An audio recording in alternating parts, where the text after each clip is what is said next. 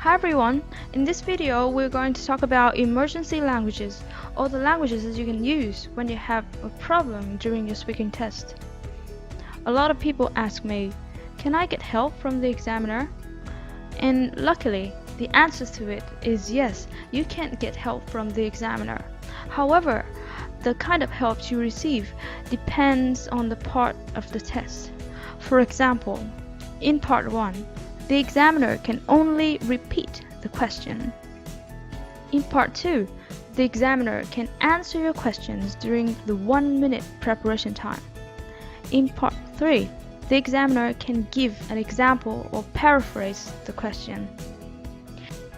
Here's some emergency languages that can help you escape from any sticky situation in the test. Well, the first situation is when you don't hear the question. Well, you can be honest and say, I'm sorry, I did not catch that.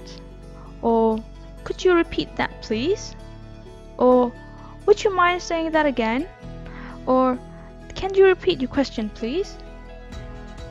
The next situation is when you don't understand the question. You can say, I'm afraid I'm not quite sure what you mean. I'm sorry, what do you mean exactly? Are you asking? Or, am I right in thinking you mean? The next situation is when you need more time to think. You can say, I have to say that this is a very interesting question. I've never really thought about that before. Can you give me a few seconds to think about that? Or let me think just a moment, please. The next situation is when you get lost while you are explaining about something. You can say, what I'm trying to say is, anyway, to get back to my original point. The next situation is when you're not sure if your answer was appropriate. You can say, does that answer your question? Does that make any sense to you? Is that what you're asking? I hope that answers your question.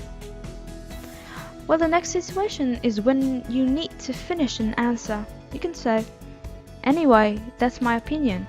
Anyway, that's all I have to say. Anyway, that's my answer. Well, don't be afraid to ask for help if you need, and good luck to your IELTS speaking test.